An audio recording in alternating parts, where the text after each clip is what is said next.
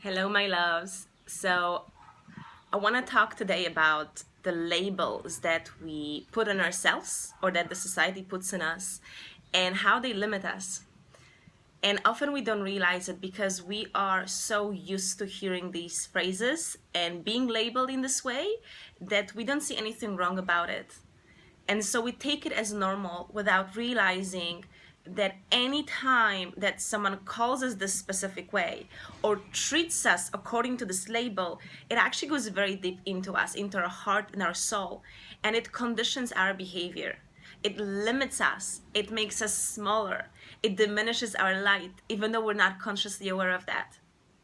So the three labels I want to talk about today are slut, a spinster, and a perfect woman, a perfection. See, it's so incredible that it's okay for a man to be sleeping around and to be really in line with his sexual energy, but it's not okay for a woman. It's especially weird if you look at the fact that actually women have more sexual energy. Our libido is higher than men's. So we are, by design, by the natural design, more sexual than men. And yet it's us who shouldn't be showing that. And I understand, of course, there are limits in a way that very often women use sex and sexuality as a way to boost our self esteem. So there are unfortunately lots of cases when we will sleep with someone because this way we get love or we feel validated or we use our sexuality to manipulate people.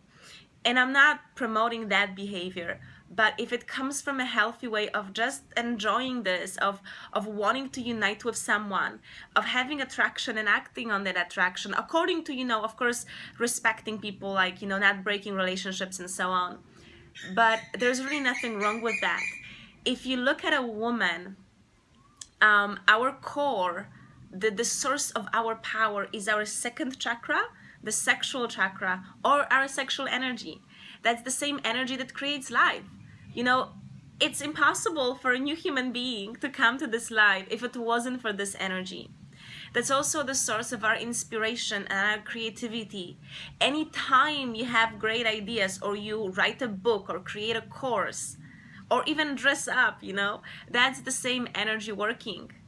And so what can happen actually if you don't allow this energy to be expressed and if you don't awaken this energy, so basically when you shut down your sexuality, you're shutting down your huge potential, you're shutting down your creativity and your potential to create life. So this is a label that's really painful. I think out of all, maybe I personally find it to be the most painful to me, because I am a naturally very sexual person. The way I dance, it's super sexual. And I remember I was a teenager at that time and I was traveling with my parents and their friends. And we went to a club and I was dancing. And my parents' friends, they literally went to my dad and with full seriousness, they told my dad, get her off the dance floor. Do you see what she's doing? They're so offended by how I was dancing. Now, luckily enough, for me at least, my dad was like, okay, you guys, that's your judgments and beliefs. I'm gonna let my daughter dance the way she wants to. And I'm a former dancer, so I kind of knew what I was doing, and my parents felt very comfortable about that. And today when I dance, just like 2 days ago, I went to the ecstatic dance, and again, I was dancing in the same way, using the same energy. And this time people are coming to me and they're saying like, you are such an incredible dancer, you express yourself so freely. But in the past, that one comment from my parents' friends could have shut me down and I would be very closed and not expressive today, which is unfortunate what so many women do. And I'm still struggling with this idea of just expressing myself freely. We hold on to so many things inside of our bodies because we're told it's not okay to express, which is really, really unhealthy. That causes depression, panic attacks, cancer, lack of orgasm come from here as well. So this label of a slut is what limits our expression. Then the second label, the spinster.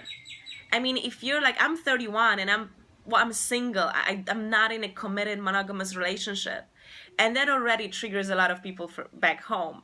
I just lost my grandma a year or 2 years ago, but when she was still alive, so I was still like 28, 29, she was so worried about me. She kept asking like, oh, don't you think it's time to, settle down and find a man?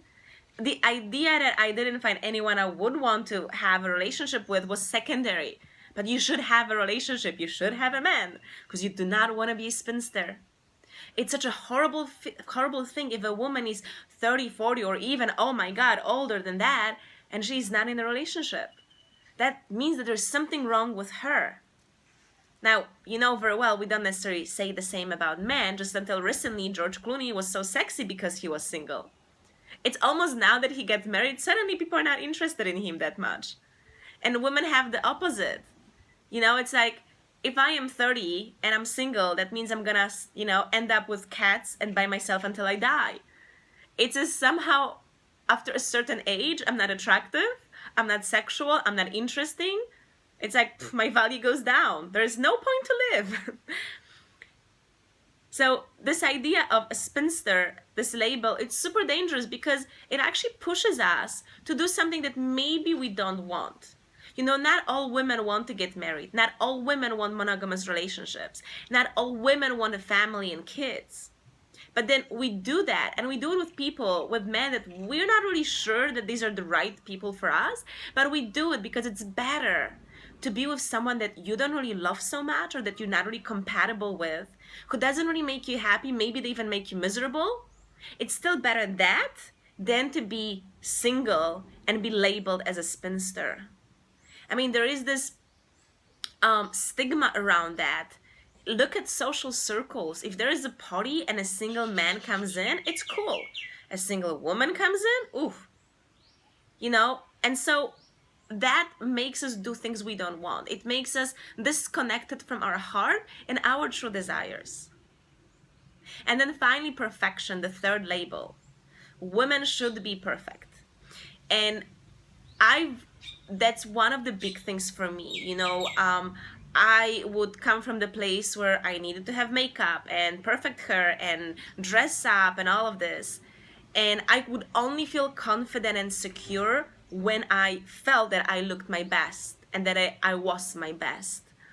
It was so extremely difficult for me to show not so nice aspects of myself with other people, especially with men.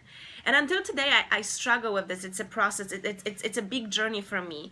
But, I have the side to me that's super emotional and that wants to go into the storm and wants to be angry and wants to yell and wants to be nasty. And I was suppressing this part of me for my whole life because it's not perfect. And only now I'm learning to let this side out because I understand how unhealthy it is to keep that inside of me. Because we're not perfect. We have these shadows. And you can only do two things with them. You can either express them, let them out, or you can keep them inside. And of course, there's, pros and cons to both of these ways. If you express it, you want to look for a way how you can do it without hurting people and maybe without discouraging people. But if you don't express, it means you're keeping them in and you're hurting yourself. You're literally rotting inside. So you may be perfect on the outside. You're far from being perfect on the inside. And eventually it is going to manifest through a disease. And so us, expecting to be perfect, again, makes us hide who we are and blocks us from fully experiencing life. And it's very painful for me because these are the labels that the society keeps putting on us. Men keep putting it on us. Other women keep putting it on us. And eventually, we are the ones who put those labels on us. So look, honey, there's that much we can do about other people. I would love to, but I doubt I can change, how other people are going to look at me. And I'm sure I'm going to have someone think that I'm a slut. And if I'm 31, I'm sure part of my family already thinks I'm a spinster. There's no more chance for me. And I still have people, expecting me to be perfect. And if I don't act in a perfect way, then, they withdraw their love. Frankly, my dad does it. It's not that he doesn't love me, but it's just his pattern of behaving. And I can do little about that, or maybe even nothing. But what I can do is look how I look at myself and notice when I put those labels on myself.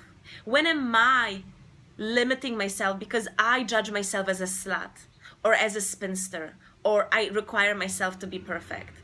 Because your own way of looking at yourself, that is something that you can impact. So start with yourself. Just observe. Sometimes the pure act of awareness and observation is all you need to change things. So bring awareness. Where do you bring those 3 labels into your life? When do you stop yourself from being yourself, or stop your own natural way of behaving and expressing because suddenly you use one of those 3 labels? Start observing. And when you notice when you do that, this is when you can consciously decide, oh wait, I would want to do that, but I am not doing this because of this label. And I'll see if you can, just for a few minutes maybe at first, let that label go. Say something like, okay, so I feel that if I do it, I'm gonna be a slut. Can I sit for 5 minutes with this feeling of discomfort of being a slut and still do what I want? Can I still do what I really desire, even if that makes me look and feel that I am far from being perfect? Start stretching your comfort zone step by step. 5 minutes, 10 minutes, 15 minutes, until it will become normal and natural for you, and until these labels will have no more power over you. Because when you stop labeling yourself, that's when other people will lose the power on you either. Right now, I still get triggered by these labels, but there are other labels that I have worked through, and then now if someone says them to me, has no impact whatsoever. So again, love, all the change starts with you. Make sure you stop labeling yourself, and then you will be empowered to live your life exactly as you want. So sending you lots of love. Let me know under this video, how do you judge yourself? When do you bring those labels on yourself? How have you been limiting yourself? And let's bring this energy together. Let's use our tribe and our circle, our sisterhood, to really use the momentum and help each other to go through it. So many, many loves and kisses, and I'll catch you soon.